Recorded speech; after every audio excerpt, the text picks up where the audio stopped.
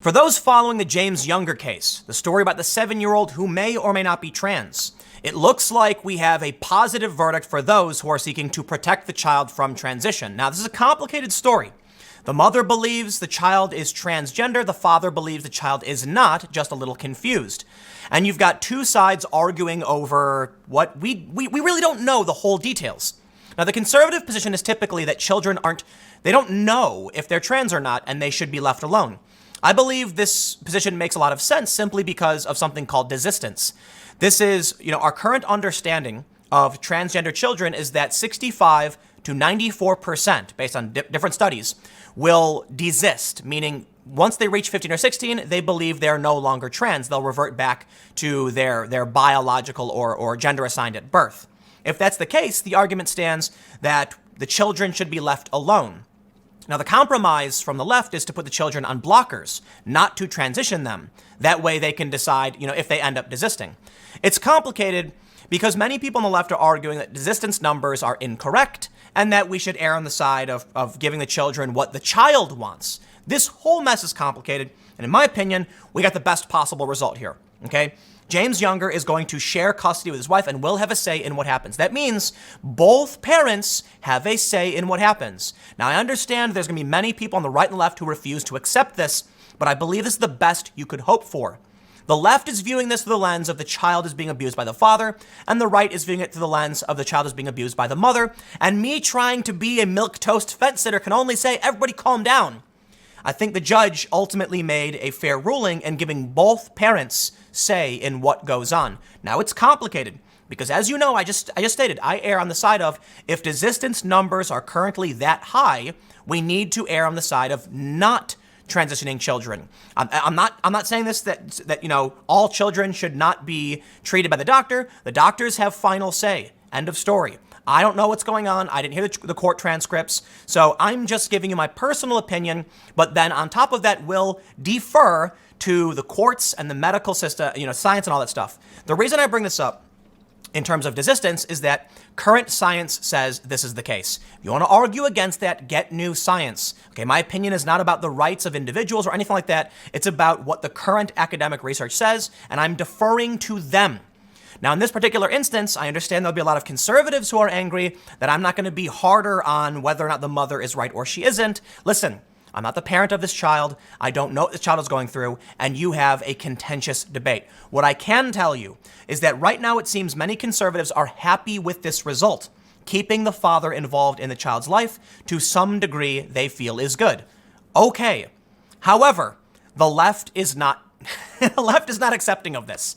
I feel like I've been very fair, right? Would you agree that me saying let the mother be involved, let the father be involved, they both clearly love this child and disagree on what's best for it? It's a complicated problem, and I'm not involved in this family, and I don't want to harm a child. Now, I kind of lean more towards let's be safe about this and cautious, and I don't know all of the details, but I do know that if you are of an opinion similar to mine, you will be smeared and you will be accused of transphobia and wrongdoing and all of this stuff. The bigger picture here, now I know a lot of you may already know about the results of this case, and we'll come back to this, but I want to highlight how the left is framing this. The Daily Beast writes, how the right weaponized a 7-year-old trans child. Absolutely not. When the left engages in online activism and calls politicians and gets Tucker Carlson's advertisements removed, they herald this as a victory. It was the right thing to do because Tucker's a bad guy. Well, conservatives did something similar. They rallied their base, they contacted politicians, and they said, please do something. And now the left is treating it like, listen, man, in this world, we disagree, okay? There are tactics. You can't call it weaponization of a 7-year-old when they use the exact same tactic the left does. And this story basically goes down and frames it very much as Luna is trans and no, stop, Daily Beast. You don't know anything and neither do I, and that's why I am happy the court ruled both parents can be involved. If the child is trans, then it absolutely must be that the child is protected and receives the treatment the child that she deserves, okay? I respect that, and I think it's very important we protect the rights of the child. Now, what I see here in this political debate is that instead of talking about the rights of the child, they're talking about the collective rights of the transgender community versus the collective rights of the conservatives, whatever. Listen, there's a child here, okay? James. Whether or not James is trans is going to be up to the medical community. And I know conservatives don't like that because they feel they're activist doctors. I can't tell you. I'm sorry, man. Okay? If the doctors diagnose it and the courts rule, I defer to the experts. I am not an expert. But I believe it is the fairest and best way to protect the rights of the child, to make sure both parents have a say. And that's what the court has. I hope that's my general understanding. Texas judge rules father can fight to stop his transgender son, 7, transitioning to a girl after he argued the child's mother made him grow up wearing dresses and constantly told him monsters eat little boys. So, complicated story, okay? And I've talked to some of my progressive friends about this, and I know it means very little in terms of argument because it's hearsay, but I've had some progressive friends say this story sounds a bit fishy because there's a video of a 3-year-old James saying, "Mommy tells me I'm a girl." And if that's the case, it sounds like the child is being confused by the mother. And we have to be very careful because kids don't know anything. Okay, when I was 3, I said I wanted to be a pumpkin. I'm not making that up. Okay, I literally said I wanted to be a pumpkin. I was 3, and my mom made fun of me. I don't want to say she made fun of me, but she thought it was endearing and cute. That 3-year-old me didn't understand the difference between what you wanted to be when you grow up and being an inanimate object. Well, wait, hold on. Pumpkins are animate, right? They don't move around, but they are alive and they grow. So I'm not trying to rag on pumpkins here. The point is, you can't be a pumpkin, okay? The problem is, we are dealing with a very, very real condition that, if treated early enough, can protect lives. That's a fact. Whether or not they're, conservatives who want to entertain this, they are individuals, and we're trying to find treatment to protect them and save lives. I can totally respect that, and I'm interested 100% in making sure we do that when it makes sense. The problem I have is the desistance numbers. That's where I come to this impasse. Now, in this instance, I know nothing of this child, okay? But you can clearly see, I'll tell you what, man, I'd be willing to bet this is the only place you're going to hear something like that. And I mean it. You go to a conservative site, and they're going to be very biased in favor of the father and say the mother is an activist. And it's something called like Munchausen. I'm probably getting it wrong, but it's something where a mother projects an ailment on the child. And we've seen another story like this recently where a mother was abusing a child by saying he was sick all the time and putting him in a wheelchair. This happened. It happens, all right? I forgot what the word is for it. But I assure you, I'll say this. It is very, very likely that you're going to see this. Most mainstream sites are going to act like this is a great, injustice and that transphobe conservatives are restricting. In this story, they actually say that the father uses transphobic language and stuff like that. You know what, man? I'm not going to blame the mom, and I'm going to get flack for it. I'm not going to blame the dad. I'm going to get flack for it. The court said the father will have a say. So my understanding is it's basically it's joint conservatorship over the child. Good, right? I don't know who's right or wrong, man. What I can tell you is the left is going to argue that this is Luna.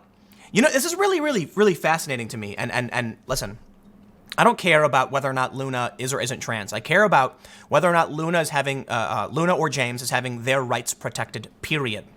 If it turns out the mother is abusive, we need to protect the child. If it turns out the father is abusive, we need to protect the child. Can we just leave it at that? This right here, this paradoxical article, how the right weaponized a 7-year-old trans child, is quite literally the exact same thing that they're accusing the right of doing.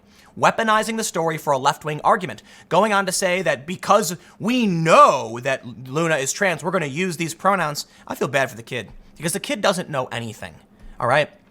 Let's read a little bit of this story, and then, I just want to make sure you get the gist of the details. A judge has ruled that a father fighting to stop his 7-year-old son from transitioning to a girl will be allowed to have a say in future medical decisions related to his child. Jeff Younger has been battling his ex-wife, Dr. Ann Georgelis, in a Dallas family court as part of their bitter custody fight over whether the child, James, has gender dysphoria.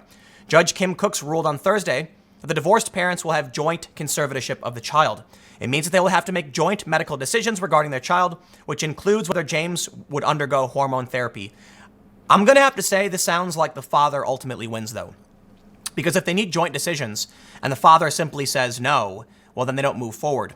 Now, interestingly, the Daily Beast's framing of it is, well, yeah, you know what? The Daily Beast is going off of the mother's narrative. It's exactly what you could expect to see. And all I can really say is I think this is going to pan out in the father's favor. I think that's it. I think you get the point. I think I can wrap it up there. It's an impossible world to navigate. It is. You know, I can't tell you what is or isn't right, and I try, but I can tell you this. Every time I have tried to broach this subject, I have been accused of being transphobic. It is the most insane, nonsensical thing to me, and it makes it very difficult to have a real conversation about how we move forward in this country. When I was talking to a friend on the last segment I did on this, they said it sounds like I'm trying to frame questions in a way to sow doubt. And I'm like, oh man, if that's how you feel, okay, we're stuck. We're seriously stuck. If I can't be a milquetoast fence sitter, what am I supposed to do? How is any regular American supposed to deal with these problems? They're not. Because when it comes to, I gotta say, and I don't mean this in terms of, there's an activist community here that is trying to shut down science, and they are acting in a very, very, biased manner. That's making it difficult to have real conversation about how to help people. I'll leave it there. This doesn't need to be longer. I got a couple more segments coming up. Stick around. I will see you shortly.